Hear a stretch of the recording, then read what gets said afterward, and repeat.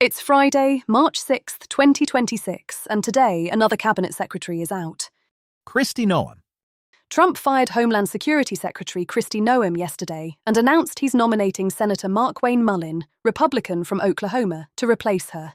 The announcement came via social media, along with a new role for Noem, special envoy for what Trump called the Shield of the Americas, described as a new security initiative for the Western Hemisphere. So she's not fully out. She's being moved. Correct. But the circumstances around her firing are messy. During a Senate hearing on Tuesday, Noem testified under oath that Corey Lewandowski, one of her top advisors, did not approve contracts for DHS. Now, Senator Richard Blumenthal, Democrat from Connecticut, says, Democrats have evidence that she was lying. He's calling for a perjury investigation. Just hours after she was fired, Blumenthal said he would push for it. That's extraordinary. A cabinet secretary fired and then immediately facing potential perjury charges. And Noem had already been under rising criticism for months. The Minneapolis protest killings, where federal agents killed Renee Good and Alex Pretty, she refused to apologize for branding them domestic terrorists. Senators pressed her on warrantless raids, on agents battering down doors in sub-zero temperatures. She wouldn't budge. And now she's out. Mullin is an interesting choice. He's been described as a MAGA warrior, former mixed martial arts fighter, plumber-turned-businessman-turned-politician. But here's a twist. Back when Trump's DHS nominee said the shooting of January 6th rioter Ashley Babbitt was justified, that was actually a different nominee, not Mullin. But Mullin has been fully aligned with Trump on border policy and has supported aggressive enforcement. The Senate confirmation fight is going to be intense. Meanwhile, the Iran war is now in day 6. Israeli airstrikes killed 123 people and wounded 683 in recent attacks in Lebanon, according to the Lebanese Health Ministry. The Israeli military launched a new wave of strikes in densely populated areas of southern Beirut early this morning, targeting 10 high-rise buildings allegedly used by Hezbollah.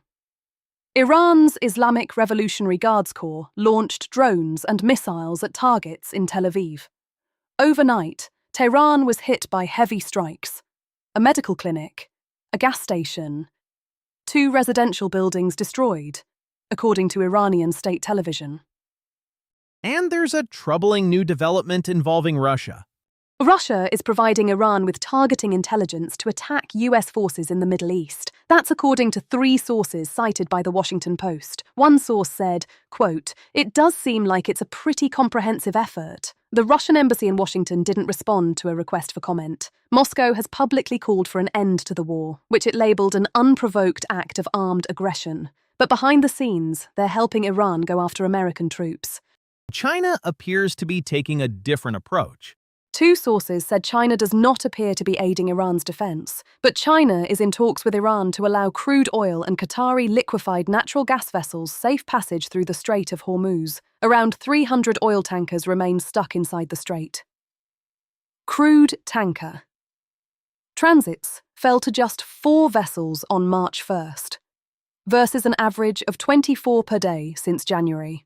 Now let's talk about the Pentagon and Anthropic, because this story is wild. The Defense Department formally labelled Anthropic, the AI company that makes Claude, as a supply chain risk yesterday. The Pentagon said in a statement, "From the very beginning, this has been about one fundamental principle, the military being able to use technology for all lawful purposes. The military will not allow a vendor to insert itself into the chain of command by restricting the lawful use of a critical capability and put our warfighters at risk." This came after reporting about how Claude was used in Iran. Exactly. The Washington Post and Politico reported that the US military used Claude to rapidly analyze intelligence, identify and prioritize targets, and support large-scale airstrikes in Iran. 2 sources confirmed this. Anthropic apparently objected to its AI being used for military targeting. The Pentagon's response was to blacklist them as a supply chain risk. So the government is essentially saying, we'll use your AI however we want, and if you object, we'll label you a threat.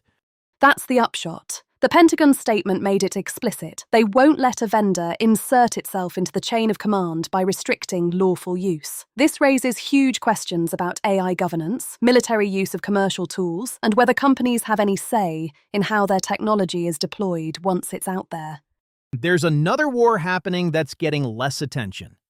Pakistan and Afghanistan. The conflict is now in its 7th day, and the humanitarian toll is mounting fast. UNHCR, the UN Refugee Agency, says an estimated 115,000 people have been displaced in Afghanistan and 3,000 in Pakistan.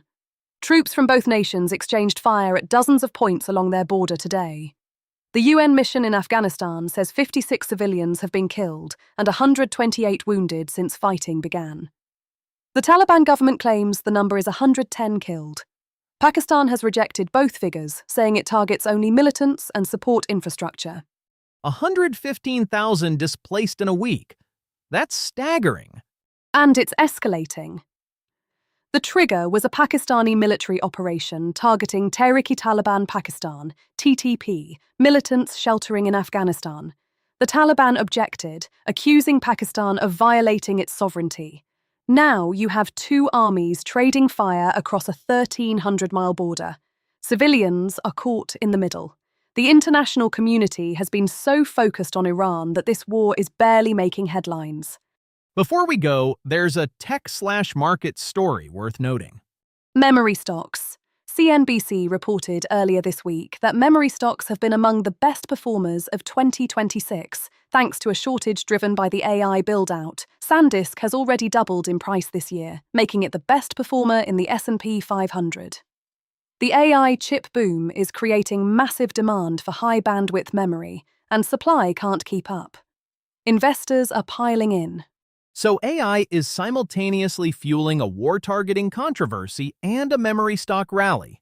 Exactly. The same technology driving ethical crises is also driving market euphoria. That's 2026 in a nutshell.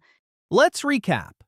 Kristi Noem fired, facing possible perjury charges. Markwayne Mullin nominated as her replacement. The Iran war continues, day 6, with Russia now providing targeting intelligence to Iran. The Pentagon blacklists Anthropic for objecting to military use of Claude AI in Iranian targeting operations. The Pakistan-Afghanistan war displaces over 115,000 people, and memory stocks are soaring on AI chip demand. One more thing.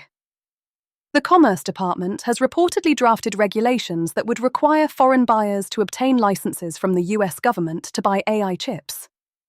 The proposed rule would require companies to seek permission for virtually all exports of AI accelerators from NVIDIA and AMD. A White House official pushed back, saying the draft does not reflect what President Trump has said on export controls. So there's internal tension over how tightly to control American AI technology. That's going to be one of the defining policy fights of this administration. No question. AI as a weapon, AI as an export, AI as a supply chain risk. The technology is moving faster than the frameworks to govern it, and we're watching the collision happen in real time. Stay sharp. We'll be back Monday. Have a good weekend, everyone.